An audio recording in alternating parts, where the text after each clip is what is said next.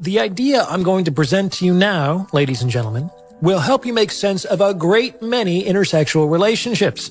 It's going to sound a little strange in the beginning, but once you sit with it for a while, it will explain much of what would otherwise remain incomprehensible about why certain men and women get and stay together. Here it is. When it comes to intersexual relationships, a woman's only true competition is not another woman. It's not a man's friends or family or hobbies or interests.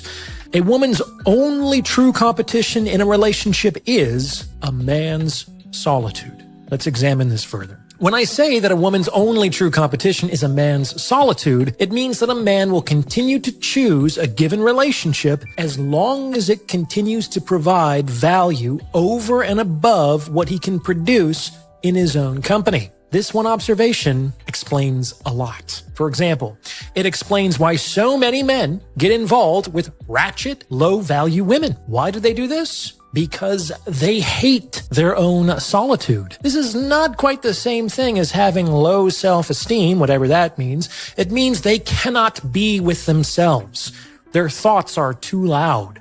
They find their own presence boring and detestable. Like school children who will jump at any excuse, any distraction, to not complete their homework, men who despise their own solitude will latch onto the slightest possibility of a relationship with a woman, almost irrespective of the woman. It pulls him out of himself, a self that he finds unbearable. The bottom 40% of men in terms of earning and the top 20% of women in terms of earning have females as the primary breadwinner within the household. From 0 to 40 men, they earn less than their female partner. And in the women's camp, the top 20% of female earners also earn more than their male partner. So this hypergamy, which is what it would have been, has been replaced by hyperandrousness, which is women as the primary breadwinner. In these relationships, men are twice as likely to use erectile dysfunction medication. If a guy loses his job, the likelihood of divorce doubles. Whereas if a woman loses a job, there's no change in terms of divorce. All of these things,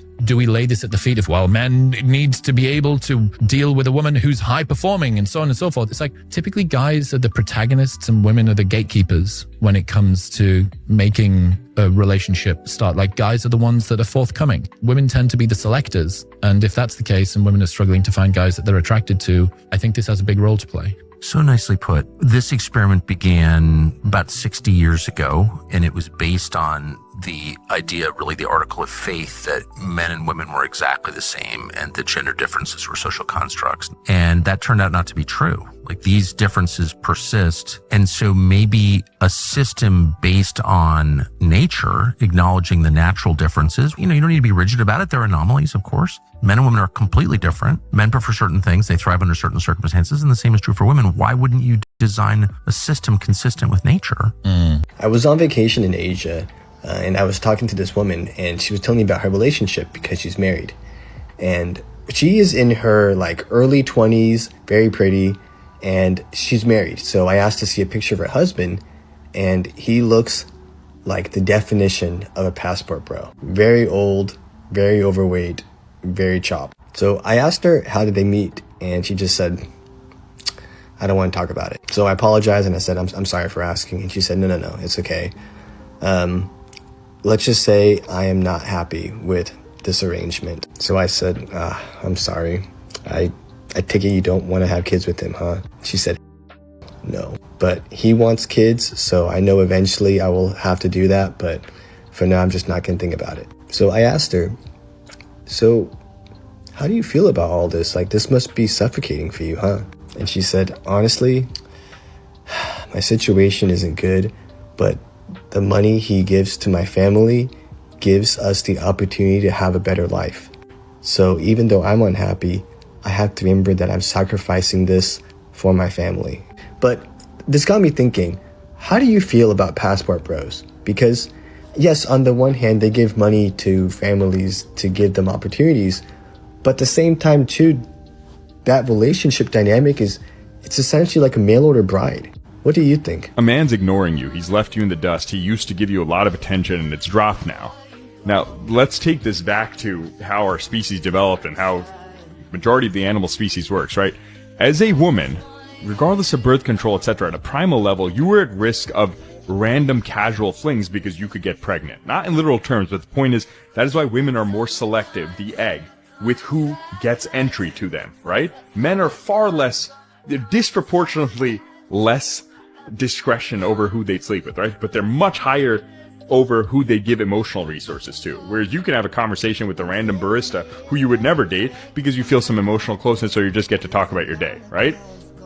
Man's not going to do that with a woman he's completely unattracted to and he dislikes a lot emotionally, right? Might sleep with her, who knows? So the point is, evolutionarily, it makes sense as an insurance policy that intense romantic action and effort by a man is a hedge for you to potentially not get shafted. He could still shaft you, but at least that's a way to proxy for, oh, there's a high chance this guy's not going to drop out. Versus, hey, here's a shot, babe. Hey, why don't you just come over? Trust me, I'm going to date you forever. You wouldn't take that as seriously, right? Or you shouldn't. Some girls do that with casual flings. They can call it an adventure or a romantic dalliance. It's at the end of the day, you need a man to show upfront investment because it's a hedge for you to not get your heart broken.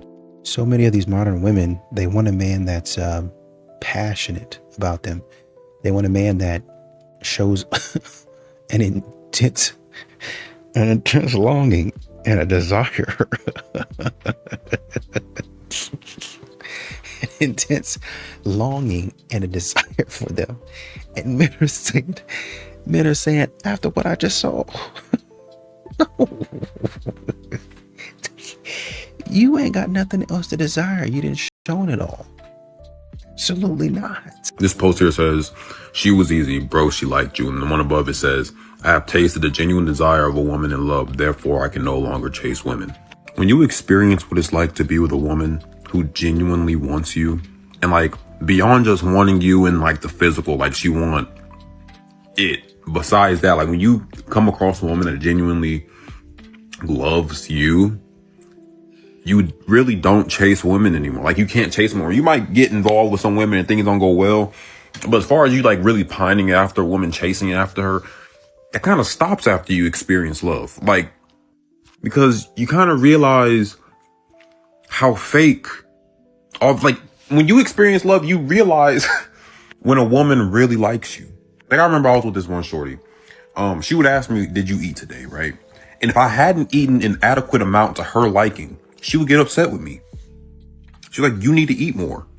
Or if I had work I didn't get done, she would not want me to talk to her until she knew I was done with work. Like she didn't want to bother me. Of course she wanted to talk to me, right? But if she called me, I'd be like, hey, what's up? She's like, what are you doing? I'm like, oh, I'm working. She's like, call me back when you're done working. I don't want to distract you. And she would hang up.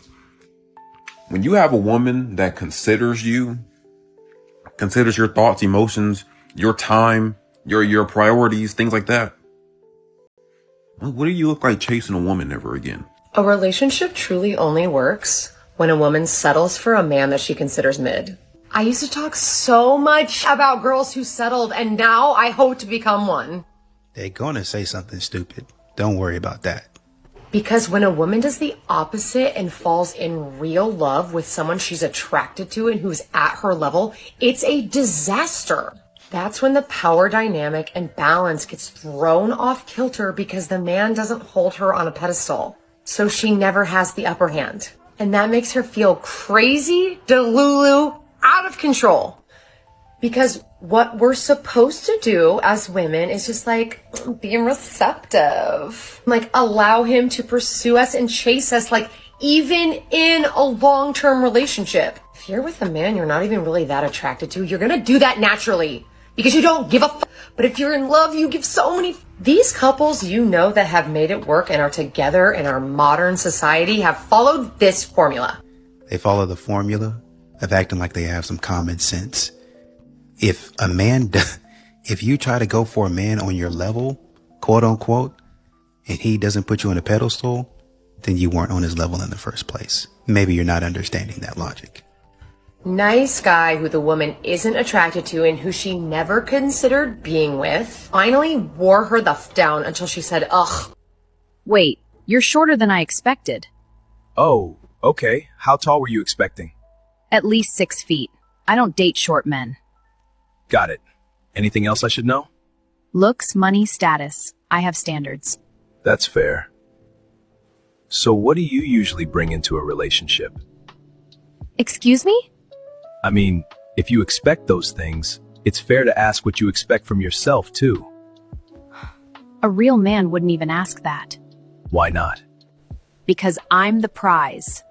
I shouldn't have to prove anything. I get knowing your worth, but usually that comes with something to back it up. I know my worth. That's enough. Knowing it is one thing, but expecting everything without offering anything feels a bit one-sided. Men like you get intimidated and start judging. Or maybe I just look at things realistically. That's why you don't get women like me. That might actually be a good thing. Then why are you even here? Honestly, to see if there was more than just expectations. And? I don't think there is. Wow, you're unbelievable. No, I just prefer things to make sense. You know, a lot of these modern women, what they don't understand is because they're going to continue to ask, how come good men don't talk to them? How come good men don't give them the time of day?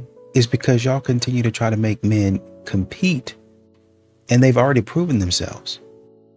A lot of these guys that you have in the friend zone, they've already proven themselves many times over, but you still got them out here. Oh, well, you know, what you did last week didn't count. What you did 3 months ago didn't count. You know, I've got a new roster, you guys. Just keep on competing and maybe somebody would win. Lucky me. No,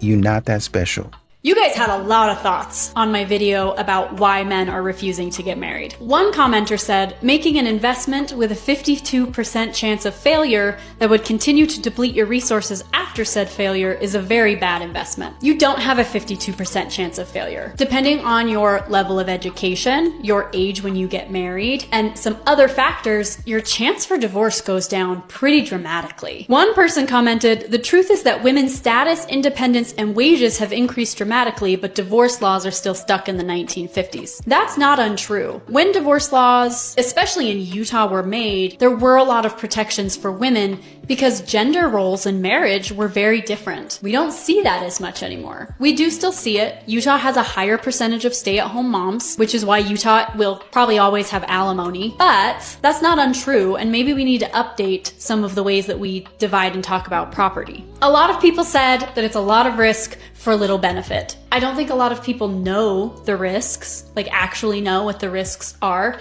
but also I don't think you know necessarily the benefits. There are tax benefits to being married, insurance, there are legal protections for if you have kids. A commenter on here said that no marriage equals no kids equals no child support. You can still have child support if you have a child when you're not married. I did appreciate everyone's comments, and I really think that we should keep up this conversation around marriage. I divorced a good man because we got to a point in our life where he was no longer a good man for me. And as a woman who talks about divorce online a lot, I know that women can get a lot of thrown at them for leaving a good man. Yeah. I saw one video recently where a woman put it really eloquently as to why you might leave a good man. And she said, in your presence is not where I'll grow. And in just that one sentence, she encapsulated exactly what I experienced. Translation, she got bored. You got bored and left. You divorced your husband, you said vows and you left. Yo, why do y'all try to make all these philosophical 4.0 GPA takes? You had such a good husband, you got bored and you was like, I need to leave. I need some mental stimulation. I need some conflict. I need to grow. Y'all don't gotta come on here and try to explain yourself to us. You ain't gotta come over here and try to gaslight us. You don't have to. I promise you, nobody cared that you left your husband and he was a good man. He probably living his best life. Matter of fact, thank you for releasing him. Oh, thank you. You are a good person for not leading your husband on for 2 decades, 3 decades. You got bored and you selfishly wanted to leave, so you left and you released him. I hope he's doing good. You ain't gotta keep coming over here trying to gaslight us. Leave us alone. Can I just talk about how, on average, I'm opening the door for men more than they open the door for me? Apparently, That's a problem. Otherwise, we wouldn't be hearing about it. I knew that chivalry was, but like I didn't know it was like this. Like what? Being treated as an equal instead of a delicate, helpless woman that can't do anything for herself? Like, I don't mind being kind to men, opening the door for them, yeah. But it's just a little off-putting when it's like 3 out of 5 times I'm opening the door for a man and he's just going right through. Well, a lot of women do that to men. They go right through the door and don't even say thank you. But yet somehow women are offended when they're treated in the same way. You feel like a man after that? Like me personally, I wouldn't feel like a man after that. Like I'd feel like a It's rather ironic that when some women want to try to insult men, they usually end up referring to them by a term that was normally used to try to insult women, insinuating that they are feminine. Anyone else see the irony there? And do you have any respect for yourselves? Like, you guys, like, on average, guys, I'm really out here opening doors for men more than they're opening for me. We're talking about grown-ass men. We're talking about grown men, like weird men, okay? Me, little lady, opening the door for you 3 to 5 times is kind of weird. Interesting. And that goes right along with a little trend that I've been noticing, that some women really despise gender roles, except when it comes to men. They think that men apparently should stay in certain gender roles, but that it doesn't apply to women. Except, of course, when it benefits them. I think these modern women really understand that a lot of times a man is watching you. So, you're going to be asking why a man is not wanting to commit, why a man is not wanting to do a lot of things, right? It's because you've decided that you're going to act a certain way. You're going to treat people a certain way. And at that point in time, he's like, why would I be involved in that? So you have to understand, and you have to look at, how do I present myself? A lot of you guys are good, are fantastic at looking great. I got my hair done, my nails done, lashes and all that stuff. But then when you actually get to know somebody, it was kind of like, I don't really want to move forward with this person anymore. My fellas, my boys, my grown men, stop the simping. If nobody ain't told you, I'd be the one to tell you. You these girls' mentality up. You got a goddamn regular average thinking she deserve everything in the world. You got women thinking they don't have to work for high quality men. You got women thinking they deserve their lifestyle catered to because they're pretty. You got women thinking all these irrational, unlogical ass things because y'all is tricking on a woman.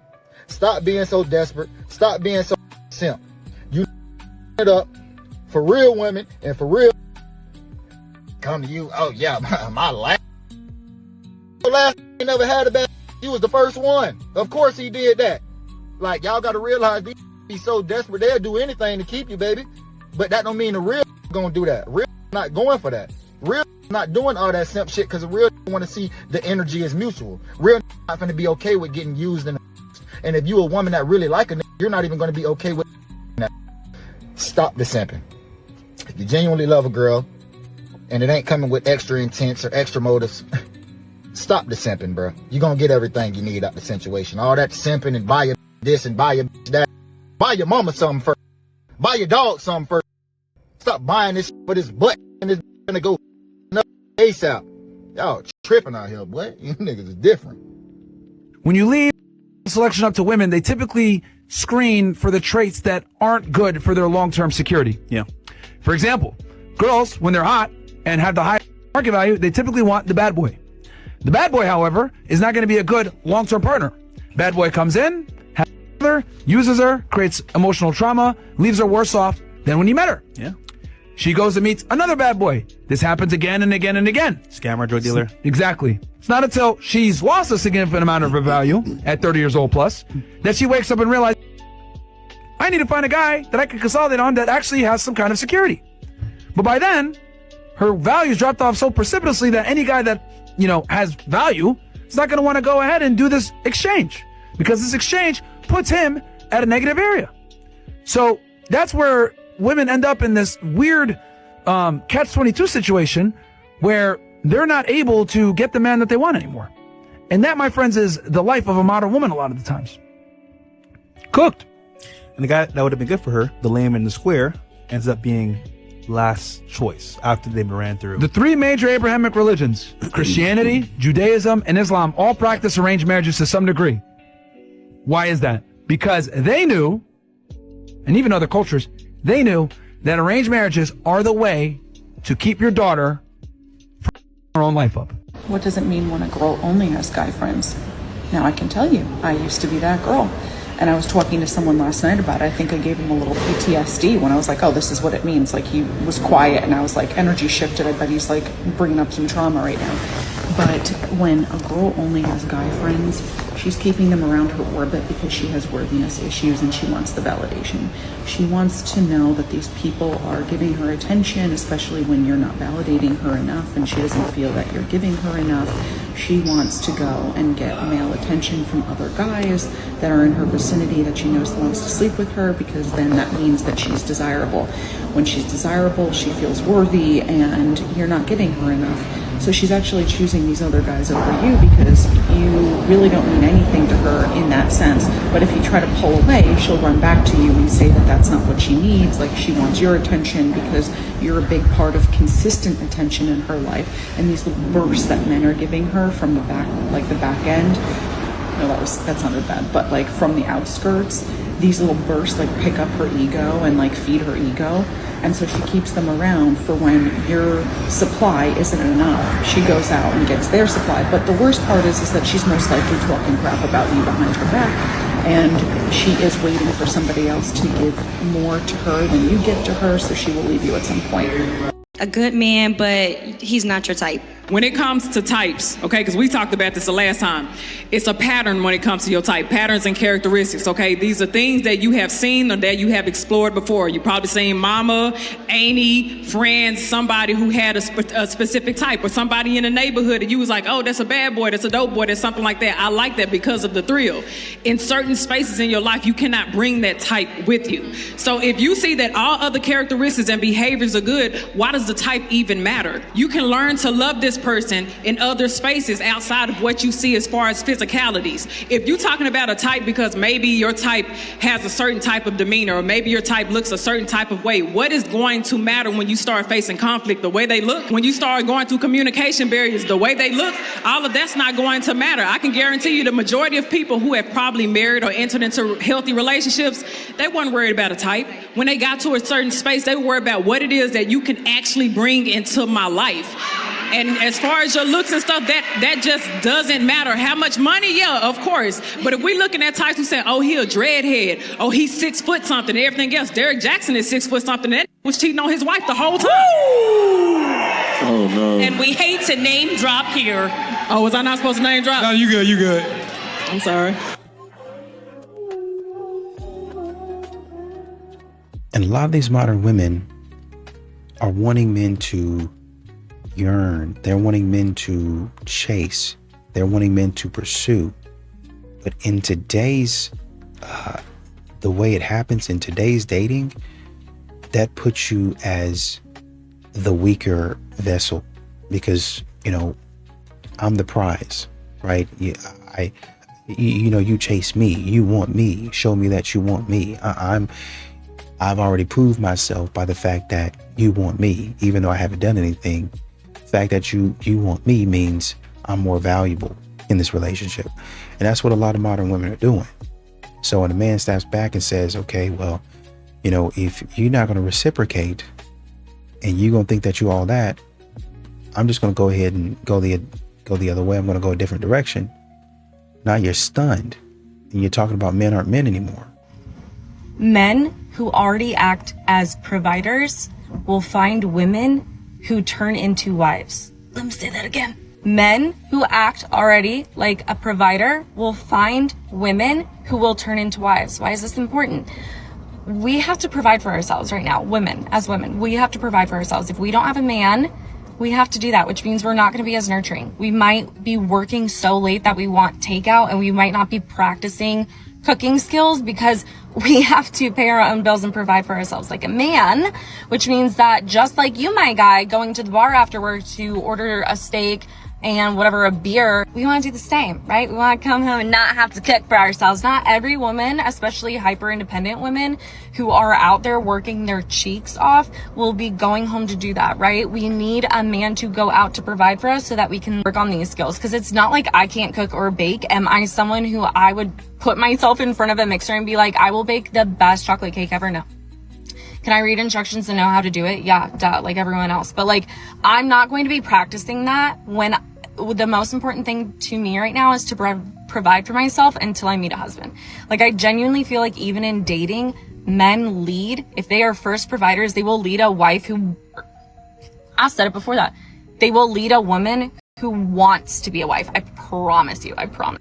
You just don't get it, do you? He is sacrificing quite a bit because when you add more people to a household, utility bills go up, food bills go up, you have to have a larger house. And yeah, you technically are right on he would still have to work if he didn't have a family, but he could get by on significantly less. Maybe he could take a job he actually somewhat enjoyed or work significantly less hours. I know some guys who are literally just working part-time and they can support themselves because they're willing to live with roommates and they're perfectly happy with that. They don't need a bunch of junk or decorations. That's why sometimes when you see a man that lives by himself, his apartment is very simple. He might have a couch and a TV and his bed, maybe a couple extra towels, a few plates, a few forks, you know, the absolute basics that are necessary. He doesn't care if there's roses on the plates or there's decorations for holidays. A lot of men, if they don't have a family, live very simply, and that is actually their preferred way of living. Men don't typically make a big deal out of it, but a lot of men tolerate a lot of things they don't necessarily like because they care about the woman they're with. So yes, he is sacrificing. That's like saying if a woman has a family, she still has to cook anyway. So her cooking and cleaning isn't a sacrifice and it isn't labor or effort, because even if she didn't have a family, she'd still have to cook and clean anyways. Fellas, let's have some real talk. A woman who doesn't respect men will never respect you. If she does not value men, she's not going to make an exception with you. These are the type of women who think men aren't needed. They tolerate men, but only for what they could take. To a woman like this, all you'll ever be is a utility. You are there to pay bills, be her emotional support, fix her problems, and stroke her ego so that she feels good. She's not there to respect you or provide you any value. She's there to drain you. And the more you allow it, the more you lose your time, your peace, and your confidence. And this isn't something that you could fix. No amount of game is going to fix this. A woman like this isn't going to all of a sudden wake up and start valuing you. She's entitled, and that entitlement runs deep. Dealing with or entertaining women who don't value men is asking for chaos. And the longer she's in your life, the more damage she's going to do. The time is now to stop allowing women like this to steal your energy, steal your peace, steal your time, steal your resources. Start setting boundaries for yourself. Stop entertaining women who don't respect or value you or respect or value men in general. Protect your peace like your life depends on it, because it does. Comment or DM me the word vet and I'll show you how to spot women like this before they waste another moment of your life. Everyone, listen to this. It's not natural for women to submit because the creator never submits to its creation. That's not how nature works. That's not how intelligence works or how life organizes itself. There is nowhere in the animal kingdom where you see a patriarchal system as default. You'll see cooperation or role differentiation, although there are some species where you do see matriarchal leadership, but there's never a patriarchal leadership. That's not natural. What happened in history was a heist. Once humans got private property, developed agriculture, and developed inheritance systems, control over women became strategic. This is where the heist began. So because women are the ones that produce the heirs, biologically, women are the only ones that ever know with certainty if that child is theirs. So logically, inheritance and property ownership should have followed the woman's lineage. Last names should be the woman's last name. But instead, men used physical force, fear, and law to dominate women. So submission was never natural, it was enforced. Women were kept at home, uneducated, told to remain pure, kept economically dependent, and kept isolated so they wouldn't hear and know that what's happening is wrong. This was never about God or order or nature. This was always about control. And once you see that clearly, submission stops looking virtuous and starts looking exactly like what it is, a power grab. So don't fall for that, ladies. Sometimes, homeboy, she not gonna learn her lesson till she loses you. You gotta chunk deuces. That's the only way she gonna learn her lesson. I lost the man that treated me right. Cause you couldn't get over the trauma from these clowns you used to be with. So now a good man comes, you don't know how to treat him, but he loved you so much. He keep trying to make it work, keep trying to make it work, keep trying to make it work. And finally he just gotta be like, all right, girl, cause there's another one coming. I bet you there's another one coming. Don't ever think you so fine, ain't another one coming. Somebody will leave you and you will be trolling 6 months from now talking about she don't even look as good as me. She don't get that man no drama either. That's why he chunk deuces to you with your fine self. Fine and broken. There's a lot of vintage cars that look good in the showroom, but you can't drive it down the street. So yeah, nah. Bro trying to take a road trip. Bro ain't trying to just sit in a parked car all day. That don't go nowhere, but isn't she a beauty? Nah, we don't need that trophy stuff. Take the hair off, take the lashes off, Fashion Nova off, your little waist trainer, BBL. Oh, you got it all external. On the inside, you man's bones. You got more brokenness than glass. So don't nobody want to be with that. I'll go find somebody that ain't got on no makeup, plain face. I will leave cute. I will leave a dime. I will get change for 7 cents. I will leave a dime alone. For peace. Y'all want to know the real reason why no one likes to club anymore and why clubbing culture is dead? Well, surprise, surprise, the reason is men, but let me tell you why. As it's been established, men aren't real men nowadays. They don't like being gentlemen, they don't like being courteous, and they don't like women very much. The other day, me and my friends were at a beach club and we were at the bar waiting to buy our drinks because, you know, we're strong, independent women and we don't want men to buy our drinks, but if someone offers, why not? So these two men come up to one of my friends and they go, hey, like, do you mind if we cut in line? We're just getting 2 drinks. Oh, whoa, wait. We've been waiting here. Sure, you guys can cut us in line, like, but are you guys gonna get us our drinks? He was just like, no. And then I was like, oh. So then why the did you ask? Move then. What happened to ladies first? What happened to class? And then this man has the audacity to try hitting on my friend who didn't even buy her a drink. What makes you think you could talk to her? All of these men will get in and they'll just stand there. They won't even dance. They'll just stand there and just look at women. Just being full on monitoring spirits. Like, just stood there like, oh no, the girls should come up to us. No. Men will go out in big groups and they won't get tables. They won't buy bottles. A lot of these clubs aren't making money anymore. So now a lot of them are charging girls too. The reason why you're still open is because we are in your establishment. 9 times out of 10, when we come out, it's not fun anymore anyways. But why the are we spending money to not even have fun? That's why I think clubbing culture is done. I'm more of like a lounge, you know, speakeasy type girl now. We're not doing that in 2025 anymore. And men, you have to understand that men work off of respect, right? So if I'm seeing, you know, hey, why is he not, you know, really chasing me and begging for me, and I want him to really, really want me and love me and all that stuff, I get it. But, you know, if a man is getting out there chasing, you think about being in the middle of nowhere, just chasing. At some point in time, you're gonna be like, what am I doing running? What are we running for? What am I running for? Is there danger? Like, what's the situation? And that's what's happening. Men have stopped and started questioning why they're actually chasing. What am I running for? Who am I running after? Who am I running away from?